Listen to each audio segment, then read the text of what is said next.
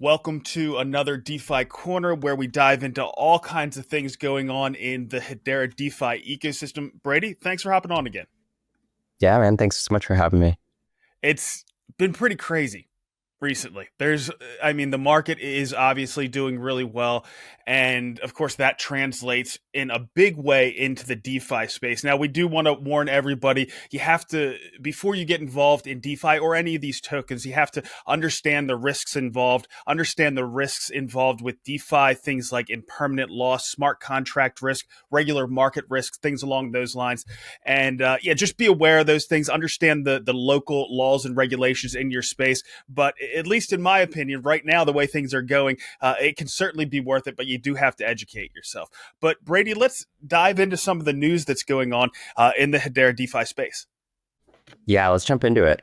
So kicking off the bat, we've got updates just on the market in general, especially within the Hedera ecosystem and the HBAR price. So we've seen a ton of price action within the last 24 hours. It does feel, again, obviously not financial advice here in any way. It does feel similar to how things looked in the last cycle, where we saw a bit of an intermission halfway through, and then things really started to pick back up. I mean, if you look at sort of like an overlay between the two cycles, it looks very, very similar. And if you think about timing wise, like from the start of the halving event that took place for Bitcoin, which I think is really obviously a driver of the rest of the market, from that point to where we are today relative to past cycles, we're still in the midst of it. And obviously within the last 24 hours, seeing things move on the way up. It seems like we are kind of on a similar path. I'm surprised in the middle of the summer. Normally we're going through doldrums right now and everybody's on vacation. They're not really paying attention to the market. Things usually don't move. If anything, in the crypto space, this is when we kind of see a downturn. I was expecting us to kind of move sideways, but with the rest of the risk asset complex out there, stocks and things like that doing really well, we're seeing that translate over to crypto. Only, of course, crypto is all of that on steroids, so we're seeing it even more so. HBAR, I think since the last time we came on, it was hovering just under, I think, 15 cents at the time. So with us right now, I'm looking at it, it's 24.4 cents. By the time this posts, of course, that could change. But we're talking about what, like a 65% move. And I did not pick up any HBAR at the lows. I was picking up some HTS tokens. And of course, when HBAR moves as that strategic asset, a lot of these HTS tokens moves as well. And I mean, just as an example, and I know you probably can't talk too much about this, but Bonzo nearly doubled during that time. What do you think are some of the things that are a driver behind the tokens that we're seeing moving? Now, it's not completely across the board. We, of course, had Bitcoin make a new all-time high, but in the altcoin space, they're not all moving at the same pace. And of course, that goes without saying. It's always the case. But HBAR is one of those that is, participating in this rally in a pretty big way. Yeah, it's a good point. And it does seem like every ecosystem kind of takes its time and has different timing oftentimes. And so the way that I'm viewing it is, as Hedera's price goes up and as the value of the ecosystem increases in that moment, like HBAR is a national currency for Hedera if you view it as a nation state. And I really do like to view these networks through the lens of them being nation states, just in the sense of how they operate. It's so similar. There's decentralized levels of decentralization. There's governance. There's a national currency. There's effectively a GDP. These businesses exist, within the economy. These protocols are businesses that exist within this economy, and businesses want to set up shop in a thriving economy. And when you think about the value of the currency in an economy increasing, I think there's a downstream effect for the businesses that exist within that economy as well. And then obviously with these businesses, protocols having their own asset, I think there's a trickle down effect into those as well. So like as HBAR price goes up, even in this time relative to some of the other competing networks, it's going to take the entire ecosystem up with it. There's also the aspect too of liquidity pools and decentralized exchanges, where as the price of HBAR goes up, I do think that has an effect on the prices just organically without even any kind of, external impact of like buy or sell pressure for those assets. It seems like HBAR is kind of hitting on all the good narratives, whether it's, over the past 8 months or so. It's been US tokens, ROWA tokens, tokens that have a ETF coming. I've been pounding the table on that, so I'm not going to go too deep into that, but it seems like we're really hitting on all of those key notes that you need to have to be a successful token in 2025. Yeah, I think so. And I mean, there's a big, I think, shift in strategy towards more of meeting the market where it exists today across some of the organizations that are really leading the charge for the Hedera network. Things like increases in stablecoin liquidity this time around. I feel like that's a huge influx. And that's something that's not just, for DeFi and kind of the existing crypto market. It's definitely something that lays a foundation for future utility on Hedera in RWAs and in these more maybe mature looking use cases. Well, like I've said over and over again, the best marketing for the Hedera ecosystem as a whole is the HBAR kind of outperforming. So we're getting some of that best marketing right now with this outperformance. I just hope it continues. But Brady, we have a lot of other stuff going on in the Hedera DeFi space. So let's hit some other news. Yeah, let's jump into it. So quick update with regards to Bonzo Finance. I just mentioned USDC liquidity and the influx that we're seeing. The Bonzo Finance protocol received an influx that effectively doubled its USDC TVL, which is awesome to see. I think I've talked about this in past episodes with you about blending protocols' reliance on stablecoin assets in order for them to get utilization, grow revenue. All of these important parts of decentralized lending protocols really rely on stablecoins, and even like advanced DeFi strategies. If you're going to be performing those with a lending protocol, stablecoins are part of that mechanism or part of that strategy. So it's great to see that influx. It went from around like 4.5 million to sitting just above 8 million in USDC TVL now. The second update is just a quick teaser on Bonzo Vaults. So I know you and I have an interview coming up next week, being able to dive more in depth with regards to what Bonzo Vaults are and how they work and what kind of an impact we might see from them with regards to just across the ecosystem, key health metrics, utility for users. So I just wanted to give a plug there for that. Bonzo Vaults are the ability to have automated liquidity strategies for institutional and retail users. It's looking to go live in Q3 on Bonzo Finance. Effectively, it manages liquidity that's supplied to a vault, and it routes that liquidity to various DeFi protocols across the ecosystem. Oftentimes multiple DeFi protocols as well as part of whatever strategy is baked into that vault. Well, Brady, I don't want to steal our thunder here for that interview, but what are some of the initial strategies that you're looking to have in some of these Bonzo Vaults? Yeah, so one of the initial strategies is around concentrated liquidity. So today, and we've talked about this actually in the past with regards to SaucerSwap V2 pools and yield and the complexities I think that exist with regards to supplying liquidity into a V2 pool where you have to set these ranges in both sides of the token pair and then effectively be monitoring that liquidity and rebalancing it as prices change. And the more concentrated that you make that liquidity when you supply it, I think more effort goes into being able to monitor it, rebalance it, have to withdraw, resupply, things of that nature. So it can be a very manual process.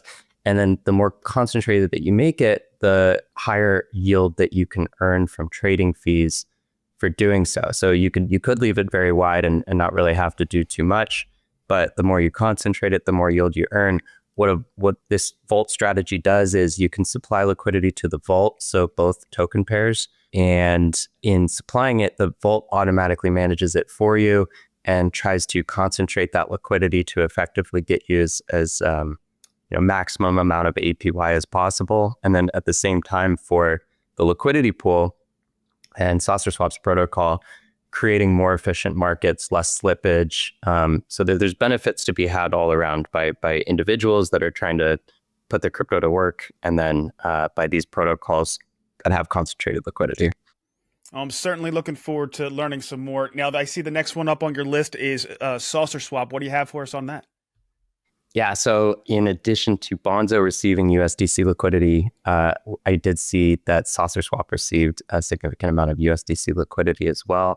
That was great to see. I think there's probably two, impetus for that. There's obviously, I think larger organizations or institutions possibly that are participating in the supplying of liquidity just across DeFi. I think it was a large enough influx that, something's happening with regards to that. I think what's great to see is that, let me go back. The second thing that I think could be the case too is the borrowing of liquidity from Bonzo Finance and then supplying to SaucerSwap. So what we've seen historically is that if there is an influx in USDC liquidity, it typically starts to get borrowed quickly. And that's just, looking at the data. And where we believe that liquidity does end up going, because some of those rates to borrow USDC were pretty high in Bonzo, is it ends up being routed to SaucerSwap or to another place in the ecosystem where it can be used as part of like an arbitrage type strategy where, you're profiting on the difference between the amount that you pay to borrow versus the amount that you earn for supplying it. So that's one thesis that does kind of seem to hold true when you start looking at the data. And in general, I think it's really good when you see an influx in, especially between DEXs and lending protocols, and Bonzo and SaucerSwap sort of being the two primary ones. You do want to see increases for something like USDC both at the same time. I think if you start to see one outweigh the other in terms of the amount of liquidity for an asset as important as USDC or another stable coin, that lack of balance could lead to risk. So it's really great to see both of them going up. Well, I'm sure we'll probably talk a little bit more about that USDC liquidity once we get to talking about the metrics, but you also have Ichi up here. Yep, I've got Ichi up here as well. So I think last time on DeFi Corner, we were looking at the addition of a protocol that popped up on DeFi Llama called Libre. In going through and looking at some data to be pulled for this presentation today, Ichi popped up and had not seen that before. And so it looks like, if everybody's familiar, Ichi auto pools in SaucerSwap, they're powered by Ichi. So auto pools aren't a SaucerSwap innovation, but rather Ichi manifests itself like in the UI of SaucerSwap. And so what was new is just Ichi showing up now as its own category of TVL on the Hedera network. I think that's great. I think any protocol that exists that has TVL that's on Hedera should definitely get the DeFi Llama adapter going, because every bit helps in terms of just showcasing where Hedera is at. And TVL still today is such an important metric to showcase the health of the DeFi ecosystem. So I thought that was great. And it's sitting at about 5.65 million. Brady, I'd like to tease out a little bit more on Ichi. I should probably get their team on to give us the full explanation. But what are those pools? What makes this different? Yeah, so if you go into SaucerSwap, into the liquidity section, there are certain V2 pools that have a auto pool functionality for supplying liquidity. So the Bonzo HBAR pool is one example of that. Actually, there's an auto pool that's enabled for that V2 pool in SaucerSwap. The way that that's set up is Ichi operates its own protocol that exists on Hedera, and there's a third party that implements Ichi into SaucerSwap so that folks can utilize it. And it does try to effectively make it easier for someone to supply liquidity into a V2 pool, but only through a single side. So when you try to supply liquidity in an auto pool, what you're presented with is either side of the pool with an APY associated with each side, and then the ability to deposit into one side. Part of sort of what it does is it is trying to automatically manage liquidity within a V2 pool without having to set those ranges. So similar to how we were talking about that with regards to Bonzo vaults. The difference with the auto pool is, I think my understanding is the auto pool does perform swaps often in order to act on that rebalancing mechanism. It can add to impermanent loss as part of the operations. I think the Bonzo vaults for the concentrated liquidity strategies, it uses a different mechanism. They both try to effectively do the same thing, which is management of liquidity or concentrated liquidity in a pool and trying to help users earn yield. But with the auto pools, being able to only deposit one side of it is a big part of it as well. You do end up in withdrawing both sides. So it does some rebalancing. As soon as you deposit on one side, you are effectively swapping for the other side almost immediately. But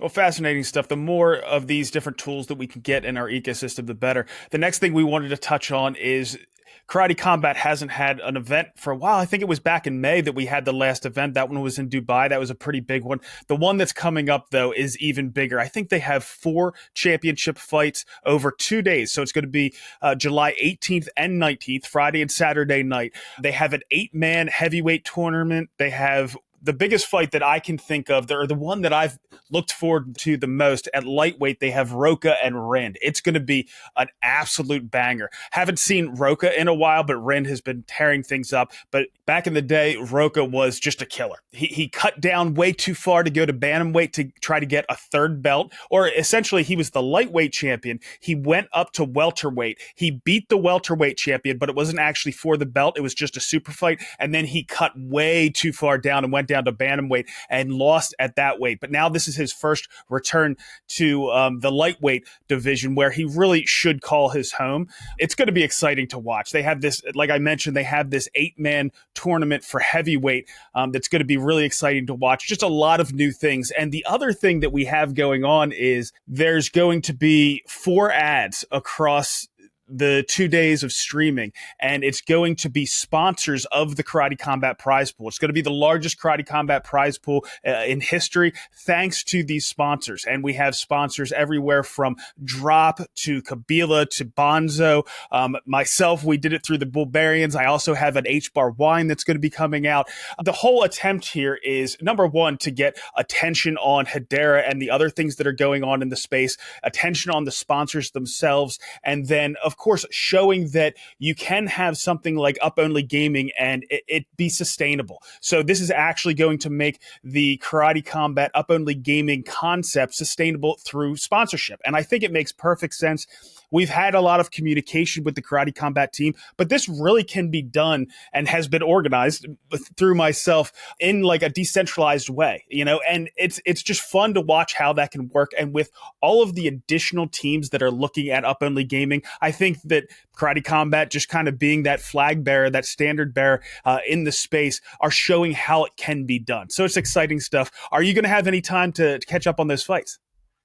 Oh, definitely. I feel like whenever they have these events, I try to jump in. Actually, I have a VR Vision Pro headset, and so I've watched it through there and have like chat going and Twitter on the other side, and so you get to like be fully immersed in it. It's pretty awesome.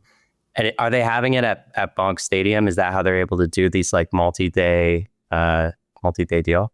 I believe it is supposed to be a Bonk Stadium in Miami. That's going to be kind of their home base. They are going to still do like international events, and they're going to go to conferences, crypto conferences, which they've had a lot of success with in the past. But it costs a lot to move their entire operation from place to place. It's impressive what they do. They have this, a semi truck that they pull up that has all of the production crew stuff and all that. But yeah, having that home stadium is going to be pretty amazing. And I think they're going to be doing it for this event. I know they're already lined up for August. I think August 13th is going to be the follow-on event. And then hopefully during the fall, they're going to have a few more here. The other thing, Brady, that I'm really excited about, since you brought up Bonk Stadium, is they're talking about having these small suites that are going to be set up there, that at least one of them is going to be dedicated for Up Only gamers. So of course, it's going to be the very top Up Only gamers that are going to be able to watch that. But I've always thought having that view from like up top looking down on the pit could be absolutely amazing. There's no question that I still think that the most exciting thing in sports is having tokens on some of your fighters in Karate Combat and watching this new sport that is absolutely amazing. So yeah, everything that's going on around Karate Combat is pretty exciting. Awesome. I'm excited for Bonk Stadium is going to be really big, just having that like home base, and then Up Only people being able to be in a booth or their own private area is pretty sweet as well. So that's awesome. Yeah. I have to make it down there for one of them at least. Yeah, we'll try to figure it out so we can be down there at the same time next. I wanted to go to the one in August. I wanted to go to this one, but I'm going to be on vacation. And then in August, I'm going to the Rare Evo event. That's going to be in Las Vegas. If anybody is going to be at that Rare Evo event, let me know. I can get some free tickets for you and things along those lines. We're going to have an awesome Hedera ecosystem booth there. So it's going to be an absolute blast. But I know we're kind of going off on a tangent here. So I want to dive back into some of the yield opportunities we have in the Hedera space. All right, starting out with V1 on SaucerSwap. Now, this gives you the full range of prices between these two pairs. The first one that I want to highlight was the number one in terms of APR, and that's HBAR and XRP.HBAR. Now, I think we have to be careful, just like we were talking about last time. This is not a bridged version of XRP, so there's no tie to XRP here. Somebody just spun up this meme type coin around XRP on the Hedera network. Now, of course, it's being traded back and forth a lot. I'm not sure if some of that is people misunderstanding and thinking that they might be getting XRP, but right now the APR on that is 326%. Sauce HBAR is at 25%. USDC HBAR is at 36%.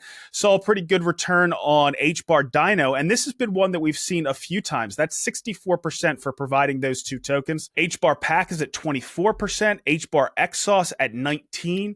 Another one that stays pretty high on the list, HBAR DaVinci, is at 54%, and Sauce XSauce is at 11%. Now, moving down to V2, as we mentioned, this is only for a small range of potential prices between the two assets, and you do have the additional risk that you can get essentially stopped out of your position and end up with all of one or the other token. So you have to consider that. But we talked about this last week, and though I do think for comparison purposes, looking at V1 makes a lot of sense, we talked about it and agreed that we should go over some of the APR opportunities that we see in the V2 space. So USDC HBAR is at 133%. USDC Carat, this was one of the ones that was pretty high, is at 175%. HBAR Bonzo is at 62%. HBAR Sauce at 67%. HBAR Pack is at 93%. HBAR Link, so we're talking about bridge tokens now, and you can identify those when you see HTS next to their name. But HBAR Link is at 85%. Moving over to the yield opportunities on Bonzo. Now, I do want to say that this is generally safer than providing liquidity pairs because you don't have the risk of impermanent loss. You're just providing one token here and getting a yield for it. So for HBAR, right now you're at 0.3%, so pretty low, but at the same time higher than native staking. USDC, considering we had that big influx of USDC onto the market, it dropped down to 3.7% for supplying that token. Bonzo, because it gets an extra kicker, is up near 7%. You get about 1% for Sauce, and the same for Karate and Steam. Taking a look at Pack, the native token for our premier wallet in this space is up at 3%. Grelf gives an extra kicker, and you're getting over 4% for that, and then Kabila's native token is giving you close to 6%. All right, Brady, so that's all we have for yields. Of course, there's some great opportunities out there, but let's jump into some of the metrics you pay attention to. Awesome. Yeah. So kicking things off with DeFi ecosystem health, we'll jump into DeFi TVL, which is inclusive of liquid staking with Stater Labs' HBAR. So definitely seeing an increase, not just in USD denominated value, but also in HBAR denominated value, which is awesome to see. So in USD denomination, 253.01 million. And then in HBAR denominated value, 1.283 billion. You can see on the charts here, definitely a bump on both sides. Obviously, in the USD side value, it's going to be higher, just given that we've seen these price increases recently. But also on HBAR denominated side, which gives us an idea of like, yeah, actually there's an actual token increase in TVL across DeFi. Now, Brady, why do you think we're seeing that? Now, obviously, with the spike in prices, we would expect to see it on the US dollar side, but do you think it's just people getting excited about the HBAR again, about the Hedera ecosystem, and that's why they're putting them in? Or do you think it's like newly created tokens that are coming to market that are adding to this HBAR denominated value increase? It could be a couple things. So one of the things it definitely is this increase in USDC liquidity for both SaucerSwap and Bonzo, and we'll jump into that when we get to the USDC section to see how much. So I think that's absolutely part of it. Those are tokens that were not in DeFi that are now in DeFi. They were circulating before, but this is actually like tokens locked up. The other thing is it's possible that this is also reflected from the addition of Ichi, which would cause a spike like that to exist. And so I think those two are probably the main drivers. And then, yeah, as the market starts to go up, I do think people are looking for more attractive yields because as trading volume increases, especially for a decentralized exchange, those fees end up going to people who are providers of liquidity. So it becomes even more attractive to supply liquidity as the market goes up and as it becomes more volatile. in both directions. Okay. So I think those are probably the three key reasons here. Yeah, so it's not just people getting excited, but because there's more trading volume happening, the fees go up, so the opportunities are better as far as yield. So that's why people are jumping in. Exactly. And two trading volume, monthly DEX volume here. So yeah, again, denominated in USD and HBAR, we're seeing for the month of June, closed out the full month there, 131.21 million in USD denominated trading volume, and then 840.15 billion HBAR in HBAR denominated value for trading. It's still pretty low. This chart for trading volume aligns with the price chart that you see for the entire industry right now, with a bit of a dip. And then if I had to guess, when we look at July at the end of this month, it's probably going to be beating out the current month that we're in, and maybe is on its way up. As the market continues to do its thing, we might start to see just that rise again as we go back up. Yeah, I'm thinking we're probably by the end of the month going to be getting closer to the March numbers, or getting there. We had actually a fair amount of trading in March, and I think the price might have spiked during that time to 27 cents. So we'll probably get close, but it really depends on what happens in the second half of this month. No doubt. Yeah, no doubt. Next up is stablecoins. So, on Hedera, the native stablecoin is Hedera native USDC. There's some other stablecoins that are on that have been bridged over, through Hashport, like the DAI stablecoin, but a majority of liquidity for stablecoins is in Hedera native USDC. So on Hedera, for stablecoins, the native highest liquidity stablecoin is Hedera native USDC. We have sort of two buckets here when we think about stablecoins as a metric in describing the health of the ecosystem. So stablecoin TVL is the liquidity of USDC that is locked up in DeFi protocols within the ecosystem and being able to be used for things like trading and lending and borrowing. And then you have stablecoin liquidity, which is the circulating amount of USDC on the Hedera network, in accounts that are outside of Circle's minting account. So available to be traded liquidity. And when we dive into stablecoin TVL, we're seeing about $13.9 million, really large increase from where we were at just 2 weeks ago when we chatted. It was sitting at about 7.51, if I'm remembering correctly. So, almost double in terms of stablecoin TVL. It is great to see this increase, both across SaucerSwap in that first chart and then Bonzo Finance in the second chart.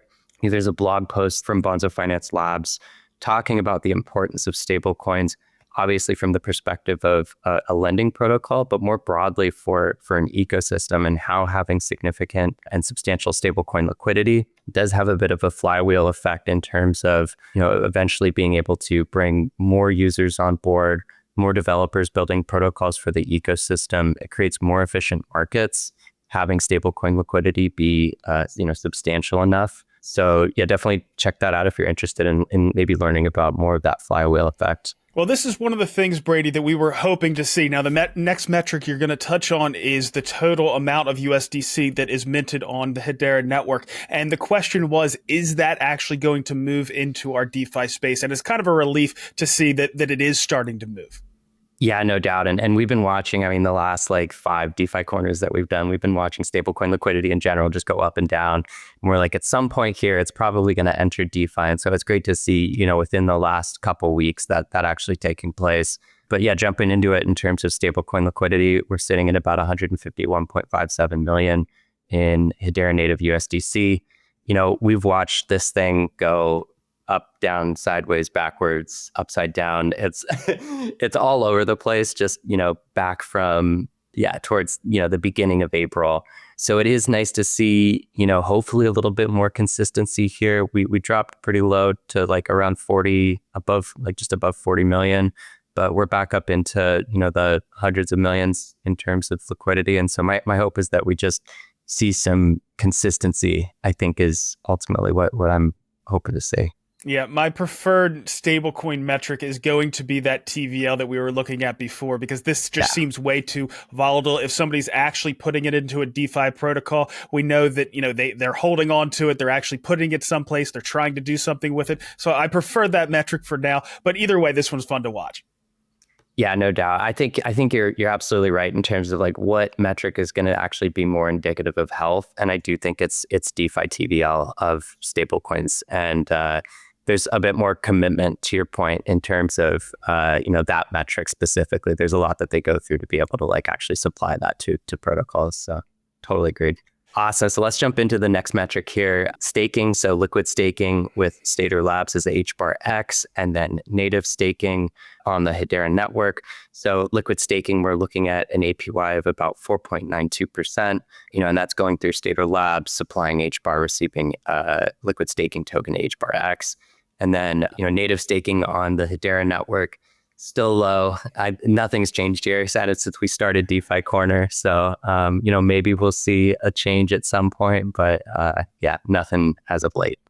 Well, maybe Charles is playing 4D chess and he's going to push and try to increase those numbers once we get to into the fall, once we're in what we hope is going to be a raging alt season. But either way, I think Hedera is really, or HBAR is really well positioned if we do have that alt season. Obviously, it's been outperforming to this point, but there are so many other opportunities when it comes to yield that's going on in the Hedera space that people can take advantage of. I'm not overly worried about it right now, but Brady, is there anything else you'd like to touch on before we let you go?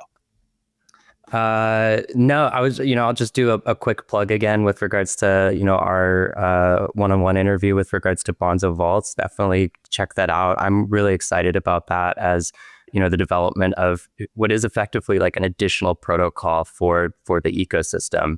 And then just all the potential impact that it's going to have, not just for users, but across retail and institutional, for DeFi projects in the space, for token-based projects, developers. So it kind of touches on everyone. So we're really excited to jump into that with you.